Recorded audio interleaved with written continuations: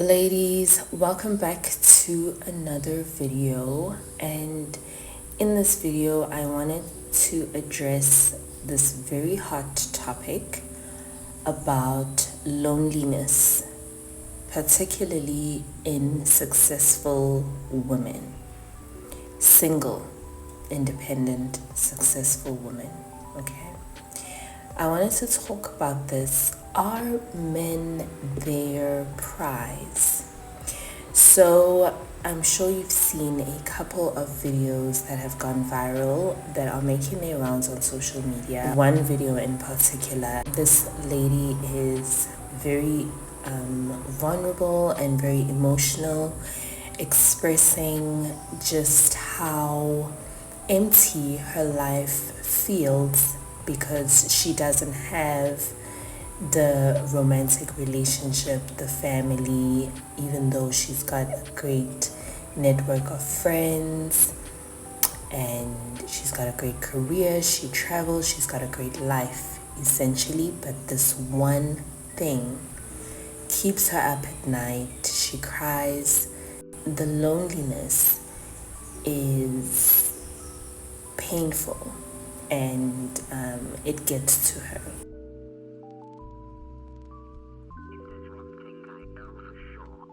I want to add to this conversation in this video because this is something that I have definitely struggled with for many years.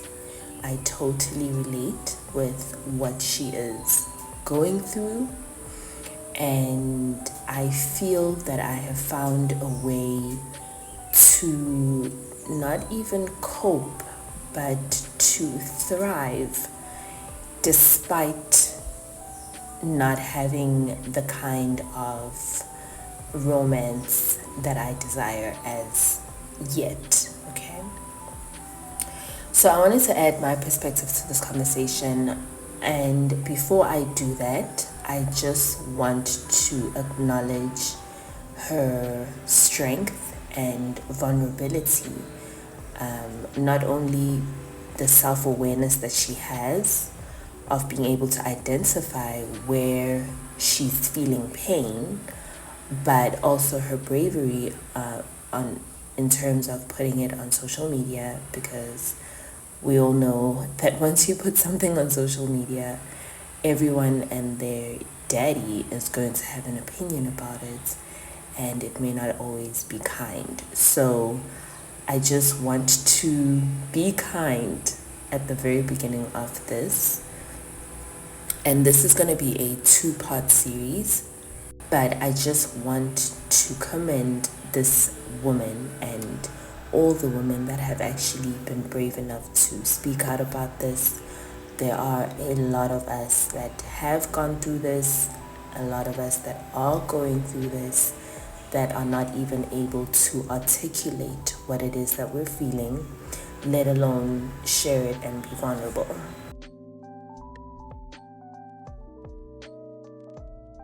With that being said, let us get into this. Okay. Now I've mentioned I'm going to make this a two-part series. The first part, which is what we're going to get into now, is: are men the prize for lonely, independent, successful women? Let us just take a step back, okay? Let us look at human nature as a whole and the relationship that humanity has with lack. So, because humans have a very long history of lack and survival, we have a very good relationship with lack. In fact, human beings are almost designed to notice lack before abundance, because it's a survival mechanism. That's how we survived. We had to notice lack of resources, lack of water, lack of food, lack of shelter, in order to gauge how safe we were or how much danger was lurking. Okay, so it is only in the past couple of generations, maybe a couple of 100 years, if that, that we have started coming out of lack. And we're not completely out of the woods yet, because our mind is still very focused on what we do not have. That is why, coming back to this topic, a woman can be super successful, have her own career, her own property, her own financial stability, her own social life, her own social status, and still be acutely aware of, or even chronically aware at this stage, of what she lacks. What is going on over here is not abnormal. It's not unusual for a human being to have 8 out of 10 things going on and be focused on the 2 missing pieces. When you are in a place where you feel like you lack something, whether it's love, and by the way, there's a lot of women who are in relationships who lack love, but that's not the topic for today. There are also a lot of women who have love, have family, have their emotional needs met, but they cannot rely on themselves, they cannot depend on themselves. They always have to depend on someone else. And that is a source of anxiety and stress for them as well. Okay. So what I'm getting to over here is that everybody has that 2 out of 10 that they feel they are missing, whatever it is. It may be big, it may be small, it may be overt, it may be covert, whatever it is. Everybody feels they are lacking something, because that is what human nature does. It looks for what we lack. So when you feel the sense of lack within your psyche, within your life, within your reality, you need to go down, which is what I feel this lady has done, and I really commend her. You need to go down and figure out what exactly do you lack. There are people who just walk around with a sense of lack, but they cannot pinpoint exactly what it is that they lack. So that needs to be your biggest focus. I'm sure a lot of self-aware ladies have figured this out. What do you feel you lack? Is it a certain amount in your bank account? Is it a certain level of affection from a romantic partner? Is it a romantic partner, period? Is it a career? Maybe you have no sense of where you belong in society. Maybe you don't get along with your family. You feel estranged from your family, so you feel a lack in that sense. What exactly do you lack? And usually it'll be 2 or 3 really big important things, and there may be a couple of small things that you would like to have, but they're not keeping you up at night. Okay, so those 2 or 3 that come to the surface, that is where your human nature in regards to lack is really actively keeping this file open, so to speak. This is where I believe this lady is, and that's why I commend her, because it takes a level of self-awareness to even be able to say, I lack romance. I lack a romantic partner. I lack that sense of being loved, being cared for, somebody to be there to hold me. I lack affection. I'm missing that in my reality, in my world. Okay. Once you've identified that, the next step, which is where I feel this lady needs to go, which is where my journey changed, go a level deeper and figure out how can you or God, the creator of the universe, whatever your relationship or your reference is, how can God fulfill or provide what you like? Okay? How can you and God, preferably, co-create this thing that you like so that you're not looking for it everywhere around the world? You're creating it inside of you. So this is where everything changes. So here's what you're going to do. When you've identified what do you like, okay? So in this example, she feels she likes love, okay? Now, how can you and God create this level of love, intimacy, romance, fulfillment, joy, the feeling of being cared for, the feeling of somebody caring about your well-being, the feeling of not being alone? How can you and God co-create that?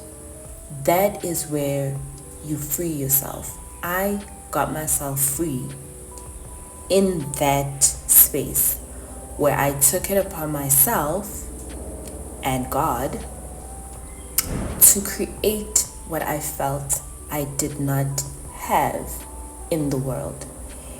And I had to be very careful to not create it because I wanted to trick myself or trick God or trick the universe into giving me what I wanted.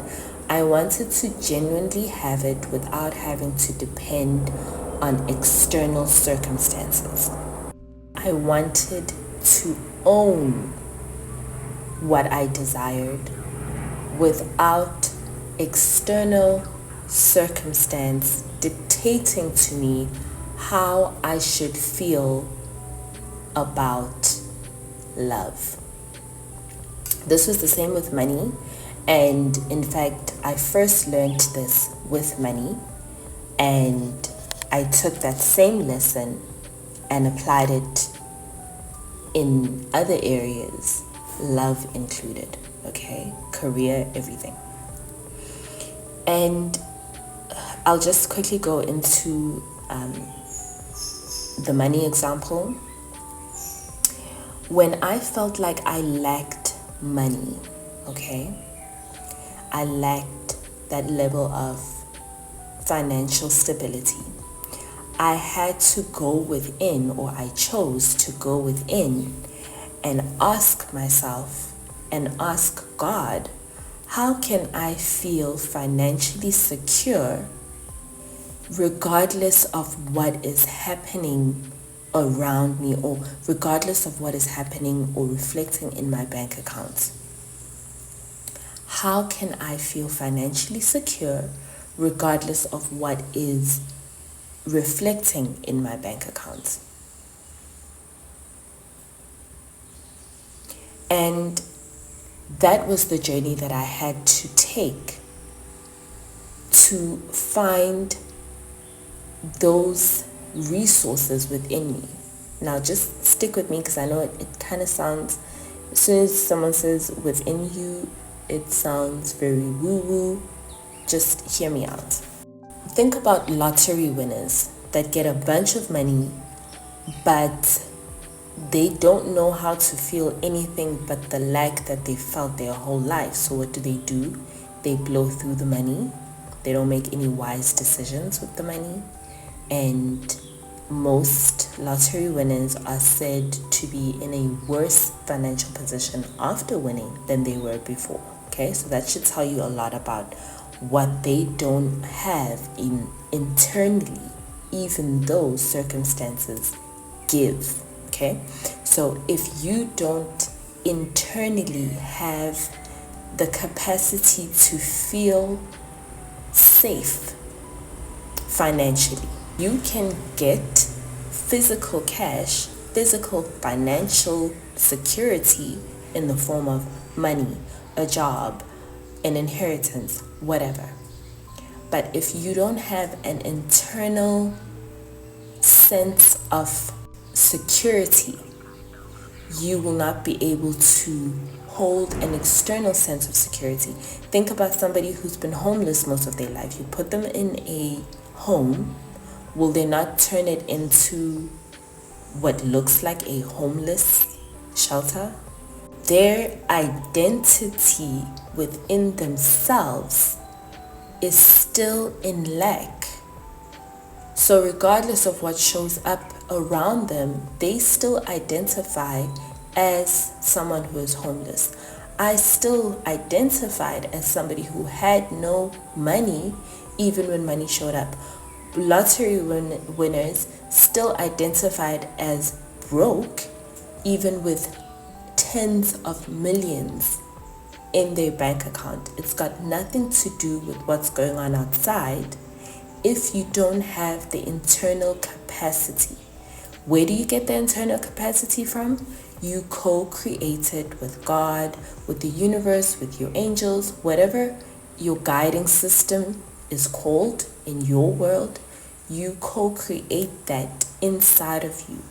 How do you do that?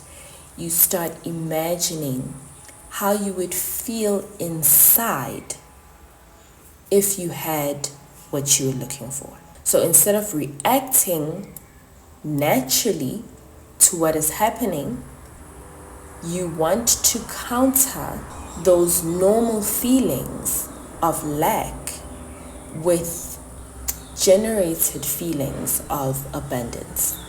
So if you lack money, for example, you cannot go around looking for money all around you. We all know that game. Okay, it may provide temporary relief here and there, but it's not sustainable. What you want to do is you want to turn your attention to your identity within you that keeps you where you are financially. So the part of you that believes that you don't have enough. You never have enough.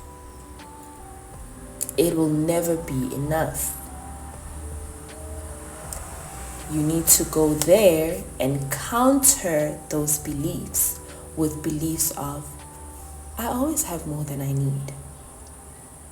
I always have way more than I need. Even when I have moments where I feel I don't have enough, turns out I always have more than I need. I'm always well taken care of. I survived 100% of those problems that I had that I thought were going to be the end of me financially. I'm still here. Everything always works out for me, even when I don't know how, even when I don't see it, even when I don't feel it. But when I look back, I can actually honestly say everything always works out for me. So you take that same energy, and if you lack in love, you use that there. I am so loved. I am loved so deeply. The love that is available for me inside of me and around me is so much. I don't think I can contain it all. There's so much love available for me in this moment that if I were to live out my whole life from this one concentrated drop of love, I still couldn't find the depth. I am so lovable. There's so much love inside of me, flowing through me. Love loves me. Love lives inside of me. Love lives in my home. Love lives in my body. Love lives in my dreams. Love lives in my words. Love lives in my heart. Everywhere I go, love is available for me. Whether I see it or not, whether I feel it or not, when I look back, I've always been loved. Sometimes it came from random places. Sometimes the deepest level of love and intimacy came in fleeting moments from a work of art, from a kind word from a stranger, from a melody in a song. Looks like God is always trying to find ways to love me. God sends people to give me love. God sends beautiful ideas that generate love. Hey, God provides fresh air for me to breathe and stay alive every day. I don't even have to do anything. I don't have to wash his clothes. I don't have to cook his favorite meal. I don't even have to look cute. And I still have fresh air to breathe. Wow, God really loves me, hey? Oh, look, God has allowed me to feel this level of joy in this moment. Hey, I don't have my husband, I don't have my children, but I can still feel joy. Wow, I can still feel love. I can still feel affection. Wow, I can love myself. Amazing. And it's gonna look and feel different for everyone, and it's gonna look and feel different as the layers peel away. Because what are you gonna do? That's the second part we're gonna get into a little bit later. What are you gonna do if you never meet the one? I had to ask myself that. What am I gonna do if I never have the amount of money that I want in my bank account? Okay, but we'll get into that later. You want to give yourself little pieces, okay? Think about a seed. A seed doesn't become a tree all at once. Little by little, let that one petal unfold. That one petal of, wow, this song actually makes me feel warm and fuzzy inside. Okay? And appreciate and realize that warm, fuzzy feeling, you can get it from romance, you can get it from a song, you can get it from yourself. Then let the next petal unfold of, oh my gosh, there's so much love coming at me from A, B, C, D, and E. Being able to identify what you thought you lacked. Now you see it. Now it's so obvious in your realm, in your reality, that you actually don't notice that you don't have a romantic partner. That's the trick. This is not about getting the end result that you want. This is about how can you live without feeling lack? How can you be happy? And I think that is one of the things that we really don't talk about enough. Happiness is not going to come from a man. Happiness is not going to come from a certain amount in your bank account. If you don't know how to be happy with $1,000 in your account, you're not going to find happiness with $100,000 in your account. It's not going to happen.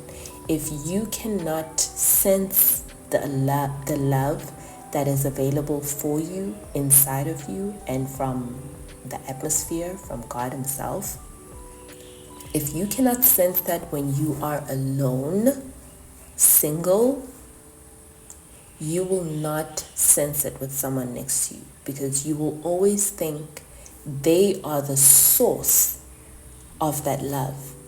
Whereas in actual fact, the source already exists within you and around you. You cannot get away from it. So part one, I'm going to leave it over here. I'm actually going to leave it on a bit of a harsh note and say, ladies, we need to stop being victims. If you don't know how to love yourself correctly, you cannot expect some random guy to come in and do this monumental task for you. It's not practical and it's not fair. You cannot find that value within yourself, but you want someone else to come and do that. Let me tell you, if you're not able to love yourself through your season of loneliness, you will not be able to love that man through his season of loneliness. Remember, loneliness and lack comes regardless of what you have. We've all seen people who, from the outside, were like, oh my gosh, they have it all, only to learn that they're miserable. There's something that they feel they lack. If you cannot love yourself through your lack, you cannot love your man through his lack. If you cannot love yourself through your lack, how are you going to allow someone else to love you through your lack? Because guess what? You're going to manifest that man. You're going to get that man in your life. You're going to get that relationship. It's going to be great. You're going to have all the endorphins.